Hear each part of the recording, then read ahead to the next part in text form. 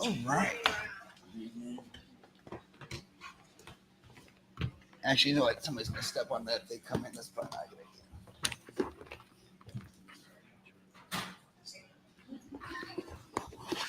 idea.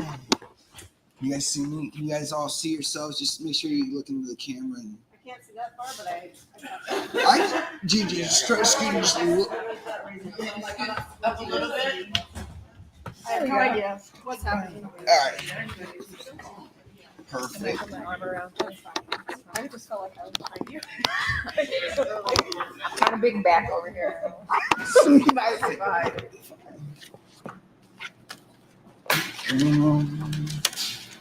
All right. So, welcome everybody. This is my platform called Vindec Eu, which in Romanian means I heal. It's focused on mental health and something that I've done all over the country now, from California to Virginia. And this year alone, we were in New York and California doing so. So before I give you the speech that this is kind of based on, I just want to go over the platform. So this platform. We let him in? Yep, go ahead. Thank you so much. Come on in.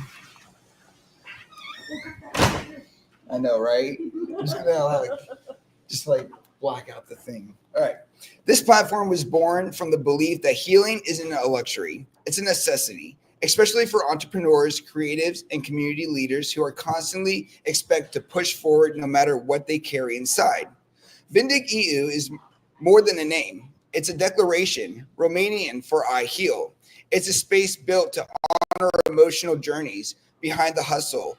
Through live panels, real conversations, and community storytelling, we hold a space for moments most people hide, like burnout, anxiety, trauma, imposter syndrome, and explore how to build something that's meaningful without losing yourself in the process. Our mission is simple. It's to normalize mental health, struggles in entrepreneurship, and in leadership, to build a platform where resilience is celebrated, vulnerability is welcomed, and healing is a part of the hustle. Whether you're a business owner, an artist, or just someone trying to keep it all together, Vindec Eu is a reminder that you're not alone and you don't have to pretend to be. So, just a little background on me real quick, which most of you guys know me.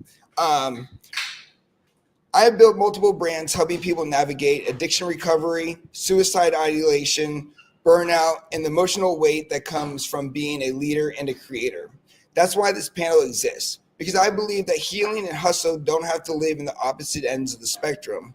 I'm here to talk about theory. I'm here to speak from existence and hold a space for yours too. So, now I'm going to read a speech. I don't have the painting with me because Lacey unfortunately couldn't make it, so I don't have all the items that I was going to have with me. But this speech is called Breaking Through, and it's based off a painting. And what's significant about the painting is one of the ladies that painted the painting, she was actually my first podcast and rape victim who I actually got to dive deep with. And she'd actually been abused 3 different times. And we went very in depth with it. And you can watch that YouTube on it. What's cool about this is a way of being vulnerable with her. So during my event last year, I raised $2,600 for breast cancer. I raised another $7,000 to hold the event. And during the event, I gave this speech and she revealed the painting. So she didn't hear the speech. She got an outline of what it should look like. I didn't see the painting. So we were able to combine it all at once to a really meaningful conversation. This speech is about how I see life. Ladies and gentlemen, thank you for joining me today in a moment of reflection and revelation. As we gather today here in the quiet transition from daylight to dusk, let me take you to a place that exists in the hours where the world quiets down, the hours that beckon for introspection and revelation. In the realm of my thoughts that occupy my mind, these serene moments, imagine a gallery. This is no ordinary gallery. Here, each frame, each canvas holds not just pigments, but shapes and stories, vivid depictions of triumph, despair, and the enduring conflict between. Among these artistic narrations is one that frequently captures my attention, a compelling portrayal marked by the stark contrast of intense emotions. This piece is not merely artwork. It represents a journey, a dialogue between the past and future selves. I call it breaking through. Envision, if you will, a scene divided by a glass. One side, a figure sits involved in shades of blue, hues that speak sadness, regret, and the inertia of the comfort found with the familiar. This side of the glass represents a world where time seems suspended. The thick air, the weight of what has been, decisions made, opportunities missed, and memories that haunt rather than heal. It's a place where everything seems broken, dark, and stagnant, an echo of those times where we find ourselves dwelling too deeply on the past, but forgetting the lore of the future. On the other side of this glass stands a figure in burst of vibrant colors and embodying energy, life, and the urgent desire to move forward. This version of myself animated is not merely observing, but actively challenging the barrier that separates the past from the future. With hands pressed against the glass, this figure strives to shatter the confines, with cracks slowly forming on the surface, a testament that struggle against the self-imposed limits of regret and fear. Central to this powerful scene is a clock, its hand set at 4:20. This is not just a time, but a symbol, a moment in peace and a reflection of my own life. It reminds us that time, relentless, unforgiving, marches on. If we do not seize the present, we risk being trapped in a cycle of permanent regret, forever looking back rather than stepping forward. Ladies and gentlemen, this painting is a mirror of my own life struggles and victories. It draws its roots from the time filled with turmoil and confrontation of my own mortality. A near car accident that shook my very foundation and my existence. Laying in the wreckage, I was starkly reminded by life's fragility. It forced me to contemplate legacy and the path that I was leaving. Would it merely be memories or something more profound? The moment of clarity came on its heels in darker times, marked by the specter of adolescent suicide, a time where I almost injected myself with gasoline. I was a younger kid back then, lacking purpose and vision. The car accident years later as an entrepreneur deeply invested in my dreams prevented a stark contrast. It wasn't just about survival. It was about working to build. It was the turning point that made me realize my own vulnerability and fleeting nature of life. The thought that haunted me, if I had left Earth that day, what would have been left behind? Would I have been merely become a ghost, or would my actions create something that's deeper? In the pursuit of what I've learned, the balance between chasing your goals and living in the presence, I've created a platform where I no longer seek approval for others. My validation comes from my work. And I'll finish. Is somebody going to come in? It's fine. Okay. My validation comes from the work and the impact that I make. Like the man in the arena, it's the effort, the sweat, and sometimes blood that validates the choices, not the specter's voice. The dark through the light concept in the painting represents life's narrow path and sudden burst of opportunities that seem to explode into existence. Like colors illuminating a once dark canvas, it's about realizing the pinhole we view, sometimes not the whole picture. Cracks in our foundation don't signify collapse. There are openings for new growths and new beginnings. Each day I strive to live with awareness. I take moments to appreciate the simple joys, spending time with my family, enjoying the scenery, or simply breathing deeply. Grateful for the chance to make each day count. Remembering the words of Jim Rohn, you're not going to make it out alive. It's a stark reminder that we all have an expiration date. It's what we do before then which defines us. As I foster community through my work, be it through speaking engagements, my podcast, or interactions, I emphasize the power of listening and sharing. Real change comes from real interactions, from truly engaging one another's stories and using those narratives to inspire, motivate, and heal. The measurement of my impact may not be immediate, but through the continued effort, podcasts, events, and personal interactions, I see change. It's life transformed, and the communities uplifted, and the legacy that will outlast our own voices. And so I invite you, as I close, to start making changes. It begins with a simple step, a decision, a commitment to no longer be passive observer of your life, Make a plan, set a goal, create a vision board, do whatever it takes to remind yourself daily of who you are and what you aspire to be. Ladies and gentlemen, let us inspire each other to push forward, to break the constraints, and to step into a life where every color is vivid, every moment is cherished, and every potential is realized. That's my speech.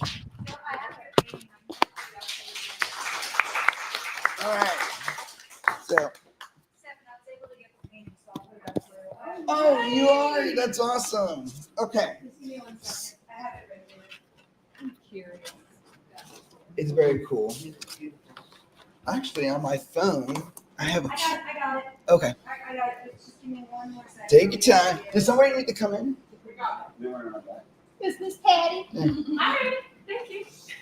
That's what I'll do next time with the round back sign. You know, like. Please use other door. All right. Well, while she's doing that, I'm going to go ahead and start to explain tonight and how this works. Okay. So, welcome to Vindec Eu, Healing the Hustle. I'm Stefan Walter. I created this panel because I know what it's like to build something while breaking inside. For those who, I already did that part. Before we dive deeper, wait, where are my instructions? Okay. I'm just going to follow my sheets here before I get distracted. Before we dive deeper, I want to introduce the amazing people joining me on stage. These panelists are entrepreneurs, parents, creatives, survivors, and leaders, but most importantly, they're human. They have faced real-life breakdowns behind the scenes of their business breakthroughs. Tonight, they're not here to impress you, they're here to connect with you. So first, in no particular order, we have Gigi. Gigi is a business owner and strategist who built brands on healing, what she never had growing up: peace, safety, and a voice. After and during childhood trauma and domestic violence, she began the personal healing journey that became the foundation of her life's work. Gigi teaches others how to set boundaries, find holistic solutions, and reclaim their power. And she's here tonight because she knows that what nearly broke her is her biggest source of purpose. We have Leanna. Did I say it right? Liana. Sorry, I don't want to be disrespectful. Liana Cole. Liana is a content. Sorry. Is a content creator and community connector whose past year tested every limit personally, professionally, and emotionally. From surviving a car accident and a high conflict divorce to downsizing her business and parenting 3 kids while living in an RV, she's still standing. Liana credits her survival to community, raw truth, and daily choices to keep what's going when she didn't want to. She's here because she knows the hustle hides a lot of hurt, and she refuses to suffer in silence. Next, we have Tiffany Ball. Tiffany is an entrepreneur and a creative who's wrestled imposter syndrome, rejection, and deep internal battles that make it hard to even show up. From nearly quitting her business to questioning her worth, Tiffany fought for a redefined success on her own terms. She's here tonight because she believes honesty builds community and wants every struggling founder to know you're not failing, you're just human. All right. And if I pronounce your last name wrong, I do apologize. Alvord? Yeah, there you go. Okay, cool. Sorry. Sometimes I don't always say the words right. It's all good. Dustin Alvord is a recovering addict, a business owner who's used his experience to fuel not just survival, but leadership.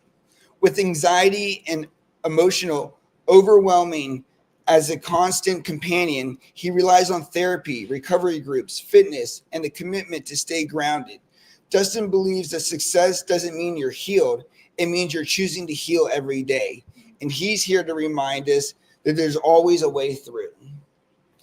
And last but not least, we have Gabby Garland. And Gabby is a coach, a healer, a podcast host whose life took a turn after a pregnancy loss and her son's autism diagnosis. As a domestic violence survivor, she was finally She was finally building the dream life, only to be shaken by fear, anxiety, and depression. But her children became her catalyst for healing. And through Reiki, breakthrough, and boundary setting, she found a way forward. Gabby is here to say healing is daily work, and your softness is not weakness, it's strategy. All right. So let's see here. As you can tell already, this panel isn't just about perfection, it's about permission. Permission to be real, permission to struggle, and to grow anyways. So let's get into it. All right. So I'm going to go through the ground rules, which are pretty simple. So all the questions are timed. So if you look at your sheet, there's different segments. There's going to be a couple questions where you answer in one word or like one sentence. Some you have a couple minutes. So I'll kind of walk you through that. When your time is up, I'll use my clock. You will see this. This is, you're doing great. Now let's pass the torch. So just like, in all the networking groups, you have like 5-10 seconds to finish up. The idea is to be as real as possible. So I expect nobody to hold anything back, and that's what this is all about. It's the ability to really be open. And through my conversations through podcasting, I've been really able to kind of foster what some people even refer to like a therapy session. And it's very empowering because I'm dealing with my own mental health. So, it helps me, help you, help me type thing. So, it kind of bounces back. Okay, so let me get my clock here and we'll start with you. Oh, Lord. Okay. Yeah. All right. And you moved because you didn't want to. I didn't want to be first, but now I'm first. You should have known if you I were know. like sitting next to me. I just wanted to sit next to you. That's all it was. That's awesome. I appreciate I'll take the that. consequences There of we that. go. All right. So the first round, we're going to do 2 minutes, and each person is going to receive the same question. Next round, each person will have an independent question. So the first question, and I'll say to each person is, what part of your business or what part of being a business owner took the greatest toll on your mental health, and what helped you get through it? Ready, set, go. I know. I'm taking my time. Okay. So I would say the hardest part about being a business owner that's taken the biggest toll is believing that I can do it and understanding that I'm good enough. I can get through discomfort. I can start something without knowing. I'm not a perfectionist. I'm going to get it done. And then you tell me later that I spelled something wrong. I don't have a problem with that. I am a humble human being, but it's the worthiness aspect that I've always struggled with in regards to, are people going to like what I'm doing? Are they going to relate to what I'm doing? Do they like me? And I'm in the season right now that I talked to Gabby about this earlier. I'm in the season of understanding that everybody's not going to like me and everybody's not going to support me. And I have to be okay with that because I have a message and I have, a service that I want to provide for people. And I'm waking up every day in my passion and I love what I do. And I love the product and the things that I'm providing for people. And I am good enough. And so how I get through that is daily affirmations of talking to myself instead of saying, because I will go down a rabbit hole about some shit that I think, am I allowed to cuss on here? Yes. Okay, yes. good. Because I say it a lot. I'm already Right. shadow banned. Thank so God. Don't worry about it. So I go down a rabbit hole where I think about everything that could go wrong. And what I've started to do lately is to think to myself, what if everything goes right? What if everything works out? And it doesn't stop me from having the thoughts, but it helps me to redirect them and to get me through it so I can do the things that I feel like I'm not good enough to do and show up for the people that are looking for me to show up for them. So what am I on time? God, that was good. You have 10 seconds. Gangster. You want to use your 10 seconds? Nope. Okay. Pass the mic. All right. Same question. 2 minutes on the clock. What part of being a business owner took the greatest toll on your mental health, and what helped you get through it? So I think it's doing it all, because I was trying to do it all and not and doing too much, right? So being able to downsize my business was actually super liberating for me, because I have so much else going on in my life that just concentrating on the business was becoming impossible, let alone trying to hire more people and train those people and build the team and cover the rent, it was just way too much. And it was to the point where I either downsize and keep the business, or I lose me entirely, and not just mentally, right? So the downsizing and then being in a space with other businesses that are all their own business, but we're all together. So I'm not just by myself in my office. I have other people that come in and out, and we chat, and we're going through similar things. And so there's that camaraderie of I'm not alone, and I have the backup if I need it, right? So I think that was the best for me. You have 10 seconds too. Well, we're getting All good. right. We're getting good. All right. We're well Dustin, here we go. Got 2 minutes. That's it. What part of being a business owner took the greatest toll on your mental health, and what helped you get through it? Okay, so for me, the most difficult thing that I've come across is recognizing all of my character defects and trying to work through those, whether it be trying to micromanage people, the control issue that I have. Getting through that is very difficult for me, and being a business owner has brought that to light. And it's trying to control that. It's difficult, but I've noticed that with me working a program and some of my network, they kind of keep me squared away, and they let me know, hey man, or if I'm able to share something, somebody can give me some good feedback on how I can kind of redirect that energy and try to alleviate that issue that I have. So I would say that's probably the most difficult thing I've come across. Just recognizing all my faults, where I fall short. Yeah. You got 58 seconds. No, I don't. You do. When you just go, Okay. like, wait a minute. Let me think. So something else I can think of that's been difficult. Delegation. That's difficult for me. Trying to figure out where people are best suited. Being a boss in general is difficult when you have multiple people under you, and knowing that each individual needs to be treated differently sometimes, and they can't all be treated the same. It's not graded on a curve. That's difficult sometimes as well. But I have a lot of people in my corner that help me with that as well. My uncle, my other partner helps me in business, and everybody in the office helps me. So, yeah, I'm just that now, man. 10 seconds. I can deal with that. I gotta hit 10 or I'm gonna break the There curve. you go. All right, Gabby. What part of being a business owner took the greatest toll on your mental health, and how did you get through it? Or what helped you get through it?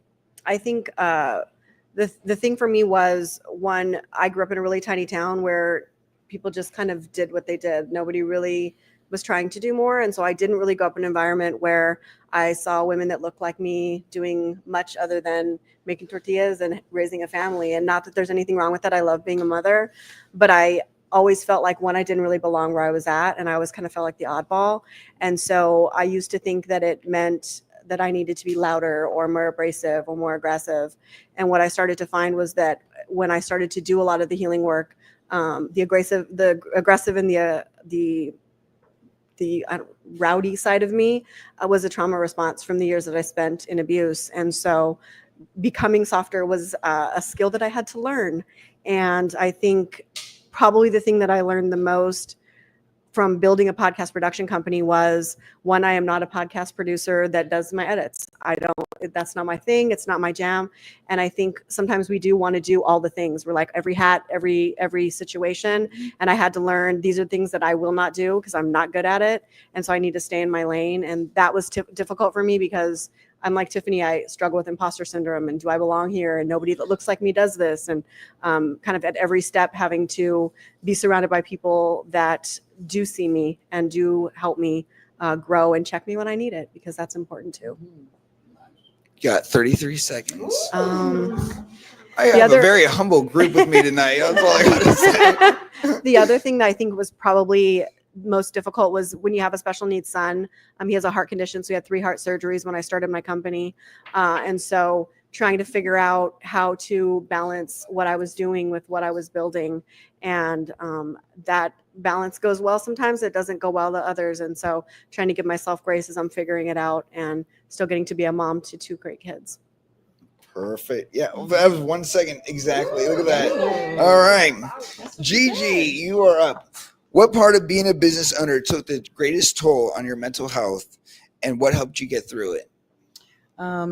I think realizing that this is my dream and not anyone else's. And what I see and how I can see is innovative that other people may not see, and that I have to be easy on myself and not worry about chasing things, but learning to attract things and to be organized in such a way that I'm able to do that mentally, physically, and emotionally.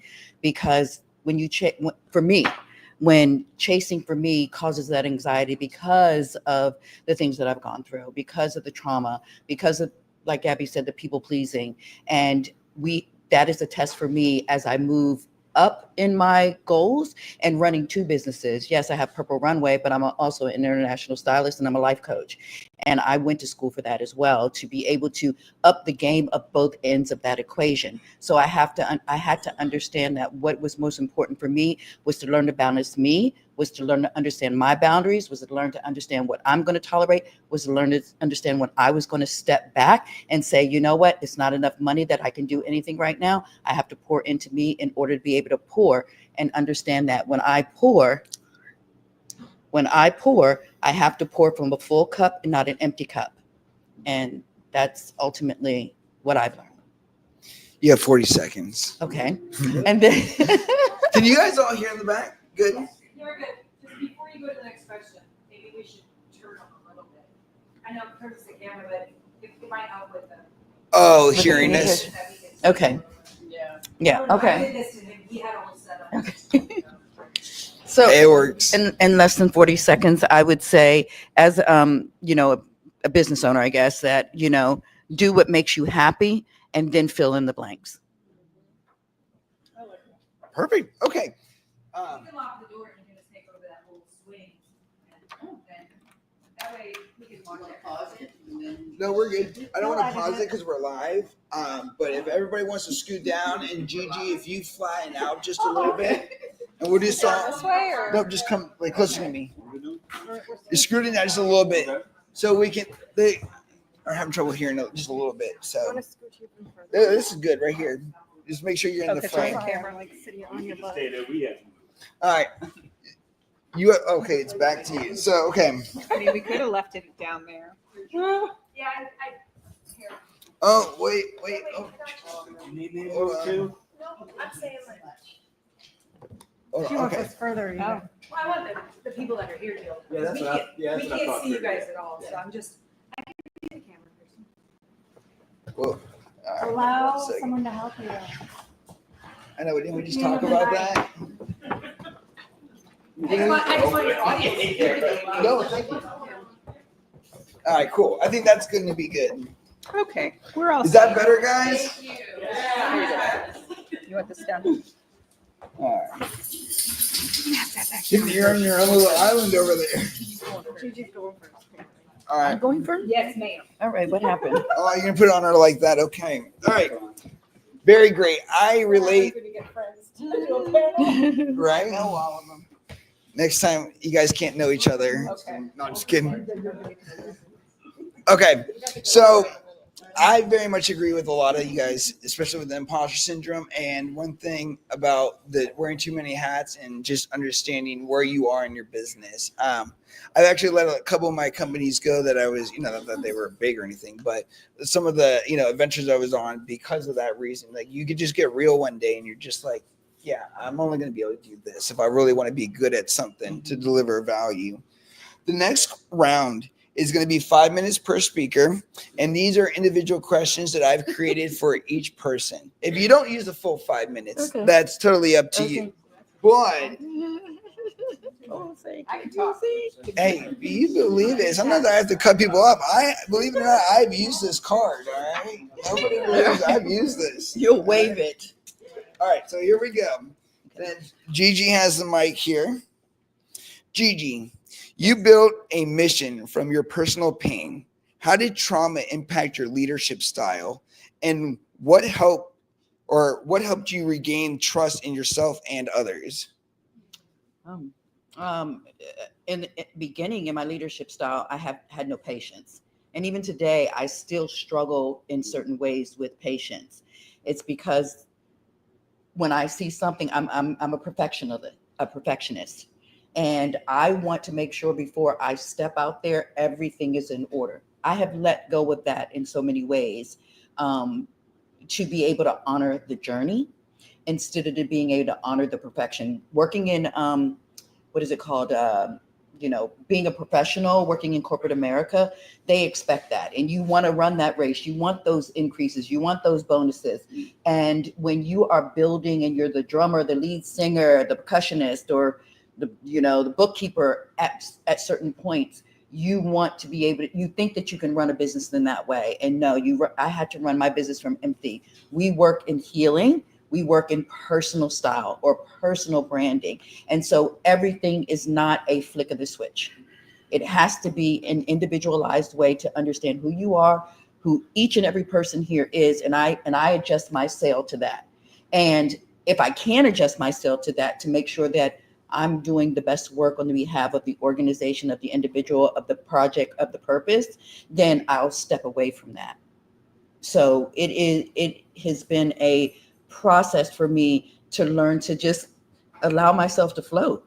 And there's no rhyme or reason to it, because what I like to say is the way that I move and the way that I engage with it's a frequency, it's a rhythm, it's a flow. And either it's there initially or it can grow, but I'm not going to force anything. And I feel very blessed that I don't have to. You got 3 minutes. Okay. Okay. So what else? Well, you don't use it all. If you're good, you're good. Okay. So anything else? Another thing is, I guess within my business, I learned that being a leader is something that is not innate, right? Because we're learning how to run a business as we are learning how to be leaders. We don't know all the ins and outs, and we don't know exactly where our strengths are until we go through that process. And once anyone understands that, you know what to pick up and you know what to put down. You know where to lean on. And I think I'm going off on the question right now, but where I see this is that it is very important for me understanding my patience level, and to being able to monitor that is understanding the people that I allow in. Because allowing those people in that understand the struggle, the pain, the depression you can get to, the crying in the shower at times, you can't share those things with everyone because you are a leader, because you're running a business. And the thing is that when you find those people that you can lean into that really support you, it's something that is irreplaceable. And it helps me, going back to the beginning, with the patience, with the understanding, with the frequency, the rhythm of the flow. But also you have to be empowered enough in what you're doing to walk away at any given time, because people can shift up and people can change up. Yep. And it's hard. You know what I mean? And it's not walking away in such a way that, it's like, oh, whisper, whisper, whisper, whisper. It's like, salute, have a good day. And it's all these different levels that you have to learn running a business. And it's some of the ones you don't want to face. But as much as you don't want to face those levels, the more you're going to face them until you overcome them. Yeah. So that's all I got. Doing great. All right. Good. No pressure. Gabby. Honey, come here. Place. Troublemaker.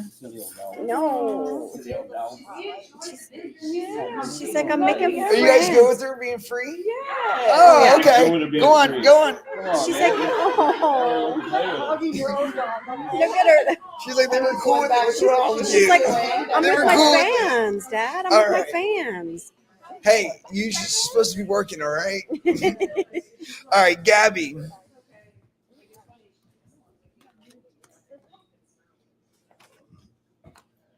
There we go. Gabby, Parenting through grief and diagnosis forced you to slow down. How did your healing become your foundation for how you now show up in your business and life? I think it's looked different every year. So I'm on year 6 in December. And the first couple years, it was essential for me to figure out a lot of my stuff. And I think a lot of us get so busy in the doing that we don't create enough stillness for our life to be able to figure out, is this really what I want to do? Or am I doing this because I think I need to, or there's an expectation that's been set of me. And so the first couple of years were kind of figuring things out. And I did a lot of healing work with women. Initially, I got my Reiki, hypnosis, and NLP certifications with a focus on trauma because I was really trying to figure my own self out. I didn't really know the extent of the trauma that I had endured for the years that I was with my ex and the residual outcomes for a lot of that. And so when I started digging into the healing, it was to figure my own stuff out. And then it ended up doing a lot of healing work with women, which I love. I think the more that I work with women, the more that you sit down and you find out their stories that will just absolutely break your heart that people have gone through. And you never know. And so one, it gave me perspective to understand that I wasn't the only one that had been through some of the things I'd been through. And the more that I was honest about my story on my podcast, Resilient Heart, the more I unintentionally built community that later on would hold me up, which was a very cool outcome. But I think it's looked different every year. I just made an announcement that I'm no longer doing the healing work because I just don't have the capacity. The podcast company is just growing too fast and I can't do it. I probably about 6 months prior should have made that call. But, as a business owner, you do the best you can with the information you have at the time. And it's important to me, the work, but I also had to understand that my family and what we're doing and what I'm building on the production side of things needed to take precedence because there are voices that needed to be heard. And instead of helping the voices heal, I'm getting to support them and amplify them. And so trying to figure out how my mission and my work was going to change as I grew. I think a lot of times as entrepreneurs, we get stuck in like, this is the thing, this is who I am, this is my identity, this is what I do in the world. And when you create enough stillness, when you create enough space in your life, you're able to be open to how that's going to ebb and flow and change and evolve. And I fought it because I'm stubborn, and the fighting obviously didn't help. And so the stillness and the quiet has really helped that to evolve. And we're in a growth pace that I tell everybody all the time, this is not of my hand, because I think I was fighting for it to look a certain way for so long that I told my husband, I think I finally have my voice in my industry and not trying to figure out how to sound like this or, oh my gosh, they're really good at that. And it wasn't that I was trying to be like somebody else, but I just didn't know how it was supposed to look. And so I was kind of testing stuff out. And I think a lot of us do that. And now it's just different. And I could feel the shift happening when she was talking about being in the flow. I can feel it. It's also really uncomfortable and painful because we're growing at a pace that I didn't anticipate and I did not build for that. And so there's been apology tours and regrets and, I'm not going to charge you for your edits because we didn't get it to you on time because there's so much happening. And I think when you're honest and when you tell the truth about what you're doing, people will give you a lot more grace. And I think sometimes we hide that, like, oh, I can't tell them that this is happening. Like, I'd rather you be honest, eat the cost, and make sure that you know that I'm not, it's not on purpose to be a slight. It's just growing pains. And that's hard because it's the people pleaser, the imposter syndrome. Like, it would be very easy for me to say, oh, well, of course it's messing up. You can't fucking do this. Who are you? You're the little girl who dropped out of high school. She got held out in 5th grade. Of course this is going to fail. Of course you're going to fall on your face. Of course you're going to go into debt. And so shifting my mindset and utilizing the tools that I learned and the skills that I have on NLP, Reiki, and hypnosis is really what has pushed the path forward. When Tiffany sat with me and cried, Gigi's probably heard me cry. A lot of my friends have been those sounding boards, and finding safe spaces, I feel like, is one of the most essential pieces to kind of keep pushing forward. 36 seconds. 36 seconds. Right. I think the shedding season, as you change and you evolve and you grow, is really painful. A lot of people keep hold to people that, while we love them, they aren't going where we're going. And sometimes we want to take everybody with us and get a whole bus and take all our girls. And sometimes our girls aren't meant to go on that path, or our friends aren't meant to go on that path. Honoring those friendships, but also understanding that if you do that, you may not get where you're trying to go. And sometimes that elevation requires it. And it's hard and it's heartbreaking, but it's part of the process, I feel like. Very good. I do agree with you on the aspect of being like accepting that sometimes the people you meet in your life, you have this great vision of how, you know, like you could have a partnership or you could work together or how things could work. And you're right that people are on different paths. So you kind of let go of that expectation that not everybody is committed, or not everybody wants to be successful, or, you know, some people just don't care, you know. So Yeah, like what she's saying, you mentioned a couple things too, I think resonate too. all right, Dustin, you've battled addiction and anxiety while growing a business. What's the hardest part about leading while healing, and what tools keep you steady? Okay.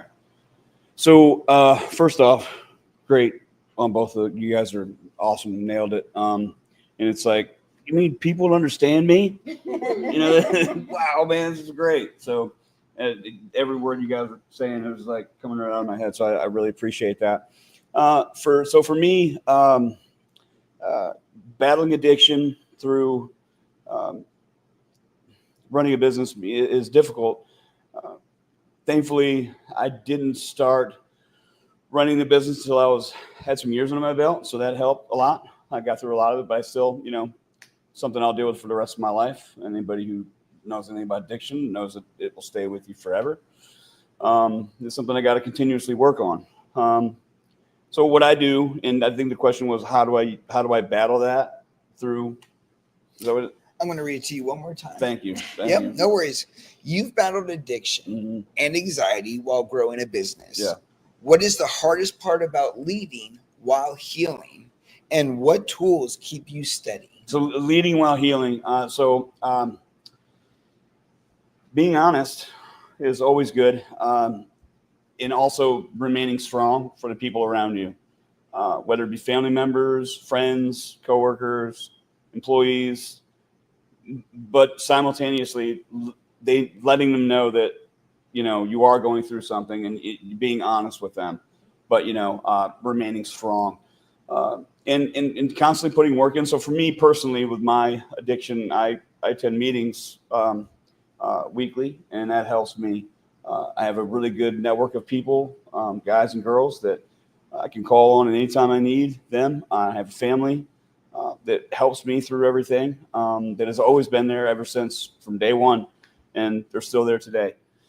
So my network really keeps me going, but really the biggest thing for me that that's been difficult is lately is, so I've turned my addictive personality into and I don't know if you know this, but I want to say it's like one in maybe the number is 40 now. It just keeps going higher of addicts make it, which is crazy, you know. So not a lot of us make it. So for one of us to get out and actually do something is, you know, it's a miracle. For anybody to stay clean is a miracle. So for me to take this path, I've taken that addictive personality and that mindset, that driven mindset to get drugs, and completely flipped it into what I'm doing now. Obsessive sometimes. Yeah. I mean, we can all say, yeah, we all in the same seats here, you know?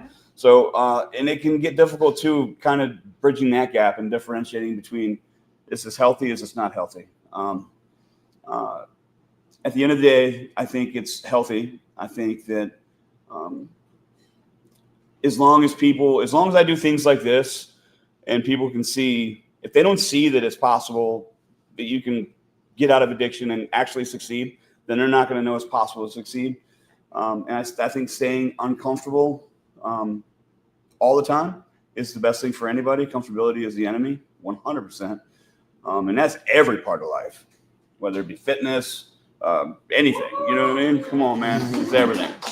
So yeah, stay uncomfortable, guys. That's why I'm here right now. I don't like doing this. Just so everybody Really? knows. I couldn't tell. You look doing I'm not. pretty I don't good. like it, and I don't think I'm very good at it. So, but I'm here.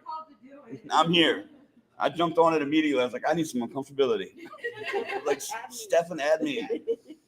So, but yeah, so it's a multitude of things that remain difficult when going through addiction and running a business. And I think the biggest thing out of all of them is balance.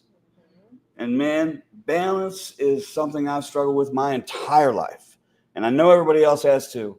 With home, work, personal, and with an addict, it's either 100% one thing and everything else suffers. It's usually ordinarily what my life is like. And only as of recently, when I say recently, maybe the last 5 years, I've been able to, tip those scales in other ways and kind of help that out a little bit. So balance is the most difficult thing that I deal with. Yeah. We'll stop at that. 25 seconds. Huh? Tools? Oh, scale. You got want to use your 25 seconds? You good? He's banking the 25 seconds. Yeah. All right. I totally agree with you. One thing that I do very agree with you, and I talk a lot with addicts and users in the past, and it's one of those things where it's not how long, it's daily. It's about staying just clean for today, not even worrying about tomorrow. And I actually had a conversation the other day with a former addict, and it's very eye-opening, and it's great to be able to see how you're able to transform a lot of unhealthy habits into healthier habits, and to get addicted to the right ones. Like maybe you go to the gym too much. Oh well, that's a good thing. Unless you're like pulling muscles or something. So it's just great to see. All right, Liana, I'm so sorry. I fixed myself. Okay, you survived rock bottom while showing up for your business and your kids. What saved you during your lowest point, and what keeps you going now? My friends, my business friends that get it, that get the struggle of running a business while you are fighting your own self to just get out of bed in the morning. And then you have all of the other things that you need to do to run the business. And some days they get done and some days they don't, and you do what you can. And then you come home and you've got kids that also demand a lot of attention because the three are still young, right? So I wish I had because I'm still there, right? So I wish I had a better aha moment for you, but it's the people that constantly check in on me and ask if I've eaten or want to go out or want to just get out of my own space, right? That I think that's really the key. I posted the Thunderbolts clip today on Facebook. I'll post it to the group if you want. Oh, great. But so I watched it last night, and it was so profound if you haven't watched the movie, it's spoiler alert, sorry. Bob is fighting the void, which is himself, but the void is like the depression side.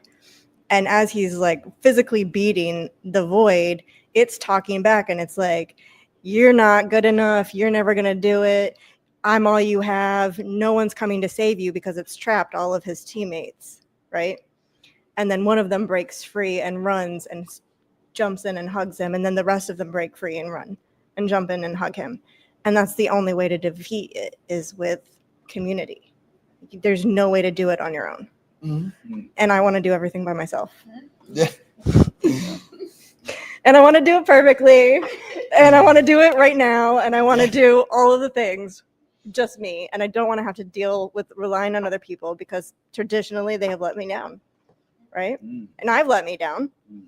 So I don't know why I rely on me. But I still try to do it myself and shut everybody else out and not let them see the depth of how bad it is. But the people that I do let in, that's when I start to get over that hump, right? All right, you got 2 minutes and 30 seconds. Let's keep going. She's like, ah. I don't have anything else to say. You're on a roll. I'm efficient. I can't help that. Well, okay. Well, if you're done, you're done. Yeah. But I definitely agree with you on the fact that taking care of yourself is number one. And as I've gotten older, because now I'm almost 40, things have been happening lately that never happened before. And I'm like, what's going on here? So Lacey's like, you got to take care of yourself more and drink more water and get out and exercise. It's not only just for your like physical health, but just your mental health. Like sometimes you sit in your office and that can be like just mind-boggling. So it's nice to just get out. I think sometimes when we're in the middle of stuff, we forget to just give ourselves a couple minutes, whether it's to eat or take care of number one. Because and I'll get out by myself, right? I have no problem going to dinner by myself or going to the movies by myself or doing anything by myself. So you could buy yourself flowers. Is I what you're definitely saying. have. Not as often as I should, but I've gotten into the habit of inviting other people out because I'm not really the person that I love being invited, but I don't think to invite other people. Yeah. Right. So I'm little double-edged sword. It's like, I'm starting to like invite other people into my solo outings. Yeah, well, I think also too, you just don't want to be a burden. Yeah, and I also don't know how to start the question a lot of times, or I don't want to be rejected too. Right? Ooh, that's a good one. Like I have a big thing about being rejected and abandoned. So I'm gonna follow you on that suit. if I invite you out and then you're like, no, I can't go, I'm like taking that personally is what you're saying. Yeah. That's going to the heart. It's a me thing. Yeah. All right, Tiffany. Fear of rejection and look at that. It's a really good transition over here. And imposter syndrome almost made you walk away from what helped you rewrite your inner story. That said you weren't enough. What's the question? Wait, hold on. Oh, hold on. I read it wrong. That's why you get the question there. Fear of rejection and imposter syndrome almost made you walk away. What helped you rewrite your inner story that said you weren't enough? So I'm 10 years sober. So you said some words. I'm like, that he's in recovery. we can tell each other. So, there was something that I learned I'll tell you this because I've got 5 minutes. So y'all gonna hear a story. So the first 30 days of my recovery and quitting alcohol and going into Alcoholics Anonymous, I remember I went to a AA dance, which is, you think, oh, it's people getting together. It's a good time, music, dancing. When you're drunk and you see people who have no rhythm, it's funny. When everybody's sober, that shit is depressing. And so afterwards, I left and I left the dance and I felt the exact same way that I would feel when I would leave the bar. And I called somebody in recovery and I said, hey, what the fuck? Like, if I still feel like this, why am I sober? Why not just go get drunk? And she was like, oh, honey, alcohol wasn't your problem. You're your problem. And that's when I realized, and it's something that they say in recovery a lot, if I am not my problem, there is no solution. Whether it be, looking at something and accepting that that's what it is, or looking at what I can do to take control of the situation and get into action. And I say all of that is because I know that it's something as self-aware as I've become over the last 10 years. A lot of the things that happen in my life and a lot of the trials and tribulations and a lot of the problems that I've had is because I've always felt like I am not good enough to do something, because I'm going to fail at it, because I'm going to fuck it up in some kind of way. And so usually I just do it. I'm like, oh yeah, I'm just going to go fuck it up and I'll self-sabotage and get it out of the way. I don't know. Let me get it out of the way because I know it's going to happen. So I'm going to at least be right in that. I'm going to lean into that. I'm going to mess it up. So I'm not going to do it. And over the past few years, doing a lot of self-reflection, not a lot of people go into recovery and quit drinking. Not a lot of people can quit their 6-figure job to go into because they want to be more focused on their son and the relationship they have with their child. Not a lot of people can get through the fear of starting your own business. Not a lot of people can get through the failure of the first 2 business and then go out and do it again, right? Not a lot of people can get fired from a job that they had no idea they were going to get fired from and sell their townhouse and 90% of their things and buy a travel trailer and move on to a farm. Not a lot of people can do the shit that I've done in my life. So the minute that I end up in this space where I'm like, I can't do it, I'm not good enough, I'm not successful, I have to stop looking forward and start looking back and seeing all the shit that I've done in my life and all the things that I've gotten over and all of successes that I've had and all the things that come easy to me that are very difficult for other people. And in that self-reflection and looking back and seeing and looking at the actual live evidence of shit that I've been able to do in my life that I've been good enough to do, that I've succeeded in doing. And so it's my own step-by-step journey of looking through all the successes that I've had and all the things that I've been able to accomplish in my life that allow me in the moment, because I still think about it. I still am. Today, I'm like, how the fuck? I don't know if I'm gonna be able to do this. Every day, I'm like, I don't know if I'm going to do this. I don't know if this is going to be able to work out the way that it needs to work out. I don't know if it's going to be, I'm going to be successful at that because I don't know. The not knowing of being an entrepreneur is the fucking worst. It's the worst because you don't know what's going to be on the other side. You're good of the decisions that you're making every day. But if, for me, I can look back at everything that I've done so far, I can say, you know what?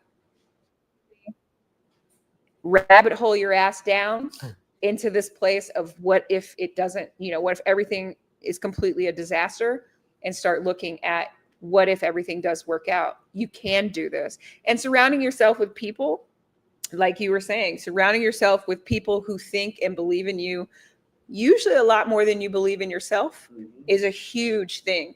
And in this entrepreneurship, being around, I'm lucky as shit because I have this networking thing where it's my job to be connected with people who are going through this process and this journey. And in that, I've been able to connect with human beings that believe in me and see me and love what I'm doing and support me. And I can call and be like, dude, I don't know what the fuck I'm doing, or I feel like I'm gonna quit, or I did this with Brandy one day. I was like, I'm going to quit it all and go back to working in hotels. And she was like, bitch, you need to go take a nap. And I was like, okay, I'm going to go take it. Yeah, you need a snack. I'm going to go take a nap. And I woke up and I was like, she was right. And I just kept going.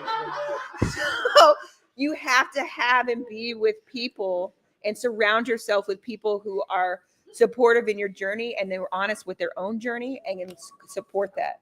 Bam! See, I told you I used the card, right? I was gonna keep going until you cut me off. So yeah, that was it. Thank you. It wasn't me. It was this card. It's all right. And it's I heard upside it. down. Don't reject him. No, I heard it. I heard it. I know. That don't turn it off. All right. I agree with you full-heartedly on a lot of what you said, especially with imposter syndrome. That's one thing that when you try to do big things that are bigger than you, it's scary. It's kind of like when you buy something really expensive and then you have like that regret and they're like all nervous because know you're gonna have to pay it later, but you bought it now. And then another thing too is the fact that oh man, now I just lost my train of thought.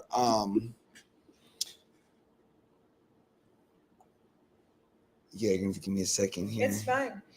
I think the little steps too, what you were just talking about, is that it's so big. Everything is so big. You got to chop it down. How do you eat an elephant? One bite at a time.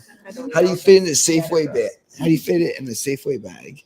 Oh no. You take the S out of the word safe and the letter F out of the word way. I can't spell. Well, I can tell you there's no F in way. Okay, I get it. I was like, element. Could somebody write that down for me real quick? Good thing this is not a spelling bee. I would lose. And then the other thing I was talking about is walking into the right rooms, especially as an entrepreneur, somebody, that's a little bit maybe different than your average person, when you're out there exposing yourself or your ideas or your business, you're going to walk into rooms where not everybody thinks your idea is great or believes in you. And one of the rules of success that I follow is only walk into rooms where people value you and are excited to see you. Because if you walk into a room and nobody cares, no matter what you do, they're not gonna, that's not promotable to Right. anybody. That doesn't build a village. You need to be with people like you were talking about who understand you, and just like you were saying, you feel like everything Yeah. everybody's saying, it's like it's relatable. And sometimes you just don't feel that way, and when you're in business it could be a huge deterrent, especially if you already suffer from rejection and imposter syndrome. All right, moving right along. Okay, so this is kind of fun. This is what's called a lightning round. And this is a fast, honest, and real response. Imagine that you're texting the answer. All right. So each person is going to have a different question. And we're going to start, since you already have the mic, Okay, one sentence, right? one sentence. Okay. Imagine if you were texting the answer. If your mental health had a voice, what would it say to you this week? What's today? Thursday? Wednesday. It wouldn't be telling you it was Friday. Whatever you want it to be. If my real mental health or the one I want? No, the real I one. need the real real one. you. If your mental health had a voice, what would it say this week? Bitch, you're not doing enough. Okay, Like legit. That's my one sentence. there we go. I'm not nice to myself, guys. I'm just being honest. We're the worst to ourselves. Oh, legit. Worst. What's one lie about entrepreneurship people need to stop believing? It's easy. That's a good one. What? It's easy. Oh, it's easy. Oh, that's the question. Tell us. It's easy. It's not easy. Oh, that's the answer. Yeah, no. It's not fucking easy. No. There we go. All right. And just because you're successful today doesn't mean you will be tomorrow. That is very true. What's one practice that saved your sanity?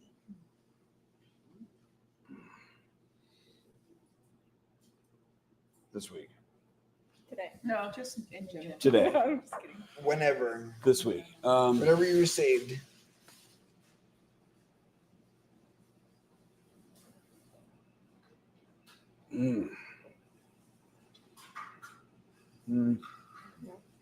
No. He's like, I ain't got nothing. I might still be working on it. Like try again later, like Yeah. April. I would say just any sort of challenge. Challenging myself constantly. Or creating my own chaos, which is also negative though. Well, Yeah. We live in our own messes. Yeah. That's it though. All right. In one word, what does success mean to you now? Easy one, man. Peace. Ooh, very cool. Good job, girl. You said it all in one word. And last but not least, what's one boundary you had to set to survive? Informational boundary. Elaborate just briefly. Excuse me. Elaborate just briefly. Informational boundary is I limit what I'm taking in and I'm limit what I give out on a daily basis, because too much of this, it makes my anxiety go up, like social media, text messaging. So I have to limit it, and I do things in bulk. And if I don't do it, informational. Fantastic. All right. So this part, we're going to open it up to the audience here for 15 minutes before the final round, and then we close out. You've heard the powerful truths in the panel. Now this is your turn to ask questions. So we'll go ahead. Damn it. Does anybody have any questions for the panelists? And you can choose like who you want to ask a question to. Oh, Mike's. I'm gonna need y'all to use Chat GPT. Panelists, if you can try to respond in like 1 to 2 minute responses. We have a hand raised in the back. All right. Come here. Oh, come on up. You have to be in the camera. You know what I mean? Oh shoot, my foot's asleep. I better not do that. All right. Hey y'all. And then you just pass it to the next person that asks the question. All right, go for it. Okay, so if you had to describe your future mental health goals in one word, what would you say that is? What characteristic would you want to attribute or lend to your current mental health goals? Characteristic. I would say. The one characteristic I would say is a timeout. Taking a timeout and knowing when I need to do that without going off the rails when that happens, but being more cognizant of taking a timeout on a daily basis. I even have it marked on my calendar actually at 11:11 every day. And at one point I thought that was good enough because I could make that, but I haven't figured that out through the rest of the day because I could be really good doing one thing and then the next thing something happened, I'll get a phone call and I'm like, God, and then my anxiety goes up.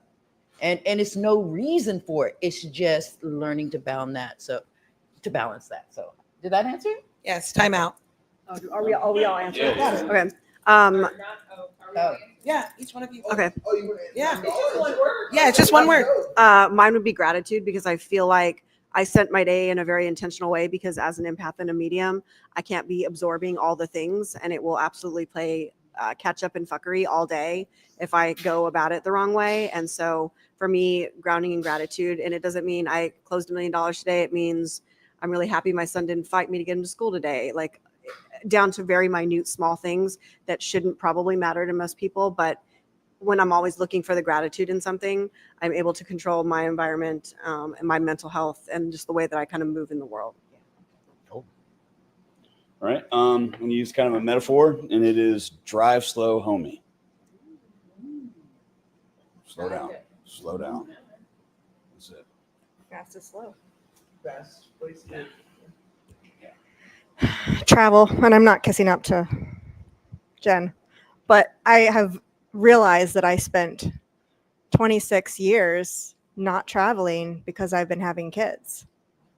And I haven't gotten to do anything. And so when I'm overwhelmed, I'm always on Instagram looking at all these gorgeous places that I have never had the ability to see and wanting to be able to work to the point where I can go for a week somewhere completely different, disconnect entirely, because I'm great at taking time out, maybe too much right now, but I'm still home. I'm still here. Yeah. I'm still surrounded. Even when I do it at work, I'm still in the same familiar places. And I want to see different things. Take it. Kindness. So I want to be kinder to everyone, including myself. Oh, sorry, including myself. Say it again. This is for anyone who wants to answer it. Not all of you have to do it. So entrepreneurship is often glamorized, right? On the social media, the A-rolls, the lattes, the travel, all of that good stuff. So what's something behind the scenes you wish more entrepreneurs talked about so that they made it real? Go for it. Yo, so. I love it. All right. So let me tell you. All right. You work harder than you've ever worked in your entire life. You're stressed out all the time. You get zero sleep, and you make less money. Absolutely. I have a different answer. And they call you a boss. Yeah. I think that. Wait, I have a follow-up to her follow-up. Wait, no. She's loud. Go ahead. Why do you do it? Okay. Why do I do it? Why do I do it? That is a good question. Is it fills your hole? That's why I You have to do it somewhere. So I think I do it. Why do I do it? What do you love about it? So I love being able to see other people grow, and I love being. My biggest thing about I want everybody in the company to, if everybody could have a brand new Corvette, they would have a brand new Corvette right now. And that's what I love about it. I want to see everybody grow and everybody become comfortable and prosperous. And if I can have a hand in that, I think that's why a lot of why I do it. I just want to see them succeed and everybody succeed. sometimes I put a little bit too much into that and I pay for it. Yeah. So I remember when I first started doing my business as well, and I was going off about this thing, that thing, the other thing, and it was with my brother-in-law, and he said, "So why are you doing this?" And I said, "I'm doing it because I want people to heal, and I want people to this, and I want people to that." And he said, "That's bullshit." And he's like, I was like, "No, that's what it is." And in my mind, it is. It says, and he said, if you cannot find the reason why you're doing what you're doing for yourself first, all the rest of it is bullshit. So what we're saying is real, but what precedes that? What's before that? Yeah. So,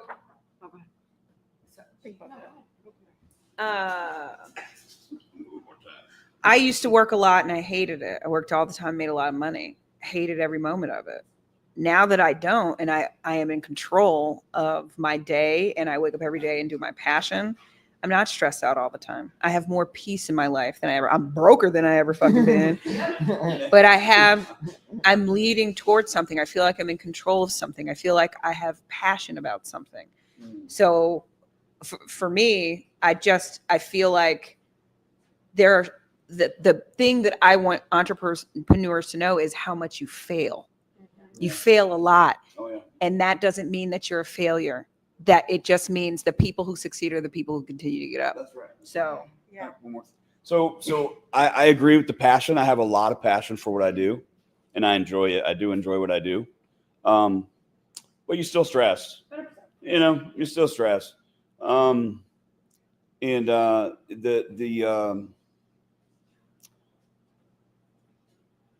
the constant.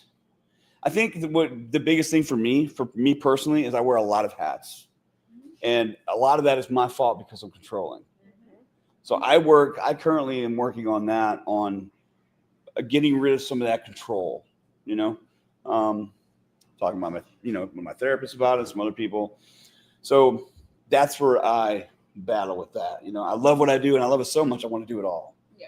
Yeah. So letting go of some of that control is difficult for me. For me, I originally, when I started Resilient Heart, it was to share the stories because I didn't want people to feel alone. And the thing that I love now about launching podcasts for people and supporting people in that work is getting to watch the light come on in people. Because I think so often we hide from the stories that are messy and ugly, and we fucked up, or we made a mistake, or we made a really big mistake. And watching people, one, own it, and two, watching them be able to use that story to help somebody else. And I tell everybody all the time, like, there's a story that you're holding on to that can really unlock something for somebody, that can push them forward, can help light that path. And when you sit on it, that impact doesn't happen. And so getting to help people make that impact I love that a whole lot more than Resilient Heart right at this iteration, which I think is kind of cool. Me? Okay. Well, first of all, thank you for your vulnerability. Like, this is amazing. And so my question is, everything you said about entrepreneurship is so true.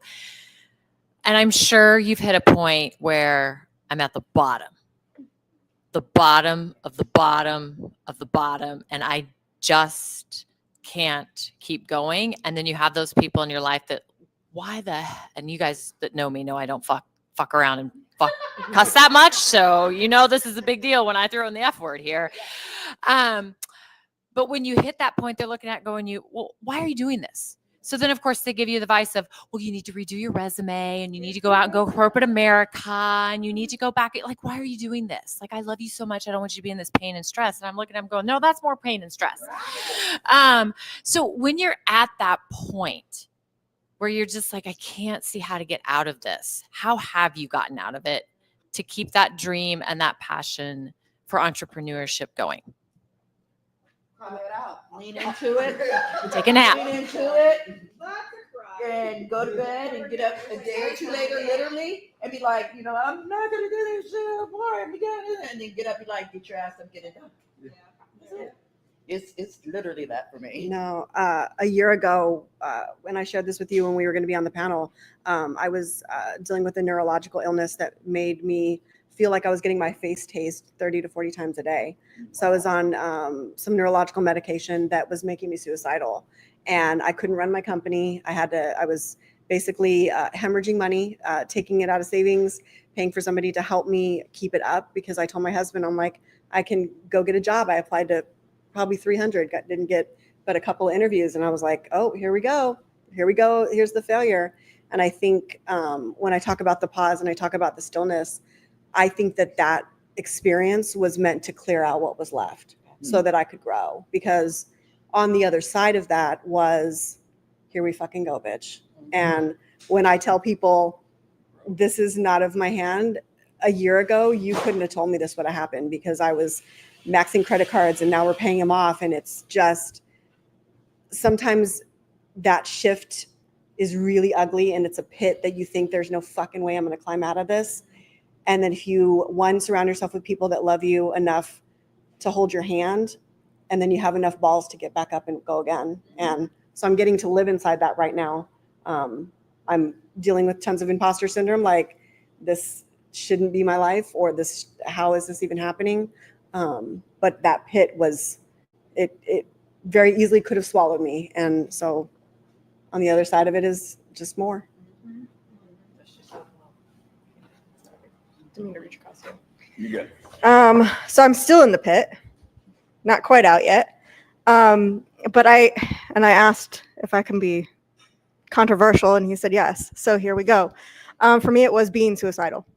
That was my way out, because I was so boxed in and so overwhelmed with everything literally exploding and imploding in my life. Like you were saying, Gabby, like everything is still clearing out, and things that I counted on and thought were stable, and like literally everything in the last year has just been destroyed, to the point where I was like, I'm just gonna pick a day, and guess what? Sorry about the luck for the rest of you, because I know what it feels like, because I've had people commit suicide in my life that I love dearly, but I won't have to deal with it anymore. And it was a very interesting shift for me, where I started being happy after that, because I knew there was an end in sight. Wow. And so then and everybody was like, oh, but you're so happy and you're so fun. And yeah, because I know I got a way out. I'm no longer boxed in. And if it all went to hell, that was my way out, because there was no other way. I couldn't even close my business and be able to get out, right? Because my mom was even saying like, oh, maybe this isn't the right time for you to have a business. Maybe you should go get a job. And I was like, what job am I going to get where I can go drive to Bealton twice a day and pick up my kids from school, because we don't have an address that they can ride the bus home? There's no job I can do that. So this was literally the only way, downsizing my office, pulling back, and then just letting go and accepting the fate for me to get out personally. Now you don't still have a date, right? I do. Oh. I'm not going to tell you one. All right. But it changes. No, but I look, I've been suicidal since I was 16, or maybe before that, right? So this is not a new fight for me. This is a fight I've been in for 30 years. And so for me to shift that recently, where it was empowering for me and not something that I was like fighting against, like the void, right? Where it became something that was empowering for me. Very interesting. And so I will have, because I am a control freak and a perfectionist, I'm like, but I got to do this, and this first, right? So I got to complete this, and this, and then I can do it. But then that list changes, or the circumstances. Like if I put the date far enough in advance, the circumstances will eventually change, and I may not have that same feeling. That's fine. I can be cut up. I'm okay with that. I mean, that sounds like. You got one more person, so where you pass it, Patty. She's got it. Oh, me? No. Well, if you want. What? Yeah. Oh, I'm good. No Yeah. pressure. I haven't really been Okay, yeah, go. in that position when it comes to the work yet. Not anything that down. Sorry. You're, No, I like the realness. I am chewing on this because I'm trying to understand it. And I like that it's a completely different way of handling that depth because I understand the depth. I no longer want to drink, right? When I get into places, I'm not like, oh, I need to go get a drink. I'm like, I need to go jump off a bridge. Like, I get it. Right. For me, it's the community of people.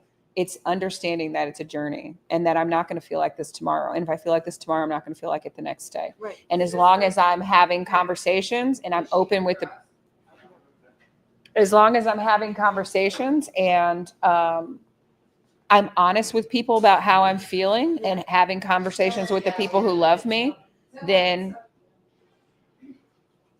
Xander's got it. goodness gracious. Keep going. Then I can get through it. But there's always a next. There's always a through. And I microdose mushrooms. Yes. So yeah. Maybe that's my problem. I mean, for real, I have some in the car if you'd like some. Maybe we should just all do a giant trip. That'll be the next thing. I said microdose. No. I didn't say let's go on a journey. Together. Yeah. Outside. Any other questions? Keep going. You got 5 minutes. Go for it. All right. How did each of you go about rebuilding yourselves and networking your business after addiction? Say it one more time and come closer. Okay. How did each of you go about rebuilding yourselves and networking your business after addiction? Because that's I honestly don't even, the only part of my sobriety that I really think about I don't really think about being sober. Like it's not a part of it. And the reason is because in AA, right, they teach you the 12 steps. The 12 steps are synonymous with characteristics or things that you need to build within yourself, like humility and courage and service. So I have learned how to incorporate these characteristics in my life. So that's just who I am as a human being now. It has not much to do with not drinking or not doing drugs, but it has to do with who I need to be as a human being to wake up and go to bed every night. And in my business, my integrity of it, I tried to make amends as quickly as I possibly can, admit my part as quickly as I can, and be understanding and give people grace as much as I possibly can. That's why I'm so open on my Facebook and with people of how much I fuck up. It happens all the time. I make tons of mistakes, and I'm going to continue to make mistakes, because the more that I'm honest about that, the less I have to pretend. And I can focus that energy on shit that's going to bring my business and move it forward, because I don't have time to pretend that everything's okay, because half the time it's fucking not. So. All right. Can you read it one more time, Josh? Yeah, gotcha. The memory of a goldfish. Thank you. how did each of you go about rebuilding yourselves and networking your business after addiction? Okay, so my my rebuild started while I was locked up. Did about 2 years, and I started working out. Started training while I was incarcerated. Everything kind of happened for me while I was inside. I was unintentionally working the steps and just not even knowing it before I was really even working the stuff. So I was working on myself, making amends, all these different things, reaching out, before I even knew it was really a thing. And then when I got out, the fitness continued. First thing I did when I got out is I ran the Marine Corps half mile. Yeah. Thank you. And I did that. And then I just kept racing after race after race after race. And I stopped doing that. Then I wanted to get bigger. So I started getting bigger. And then, so addiction manifests itself into different things, right? That's just kind of how it is, so it would do fitness, it would be fitness and stuff like that. And I would become obsessed with that. But that's how I went. Once I realized that fitness can cross over. So, and if nobody knows this, becoming successful in fitness can cross over into business. And a lot of people don't realize that, but it does. It's hand in hand, and it's very compatible. So once I realized that, that's when I really started to propel. And most people just wanted me to come out and not get high, okay? But I was on a mission. You know what I mean? And that's what I mean by taking that drive and flipping it into something positive. Yeah. So that's what I use to change that, to build on it. And then what was the second part of that? I apologize. And then it was, The second part of that was like, how did you pull yourself in to start networking your business after addiction? okay. So networking the business, I met Alex, and immediately we did an overhaul in the business, and we changed a lot of things about the structure. I met Alex, who introduced me to 212, and now I can't go anywhere without somebody saying, "Hey, man," and it's pretty cool. At the same time, sometimes it's nice to just be invisible. You know what I mean? If anybody understands what I'm talking about. But yeah, so those are the tools I use, and that's how I accomplished doing all that, and I continue to do that. And I fail all the time. My discipline used to be ridiculous. It's not anymore, and I struggle with it. And it's something I try to work on. Like I said, sometimes in my life, it's either the balance is the difficult part. It's 100% work, or it's 0% everything else. And it used to be 100% fitness, and now it's 0. So it goes back and forth, ebbs and flows. Somebody else mentioned that. So yeah, that's my answer. Not an addict. I just ate them. Oh, okay. All right. You were recreational. I was addicted. Thank you, audience, for your questions here. All right. Now, this is our last round, which is final reflections. And you guys will answer the same question, 1 to 2 minutes per response. I'll go ahead and put it on the clock. We'll start right here. What is one thing you want anyone struggling right now to remember? That you are not alone, and how you feel is not unique to you. And that if you reach out and ask for help, there are plenty of people who are going to be there and surprise you, because I know you get in the space of thinking that no one wants to help. I'm a burden. Nobody's going to, understand. And that is just not true. We tell ourselves a lot of lies in our heads, and it's our job to not believe them, and to reach out, because build yourself a community and ask. You have to ask. So, yeah. Yeah. Holding yourself accountable, but having people that also check in and hold you accountable too. Yeah. I think that's, as I stepped out of networking because the business was so overwhelming and life was so overwhelming, I lost a lot of that accountability that I miss. And that was really integral to my business. It's not for me, I promise. Let's hope not.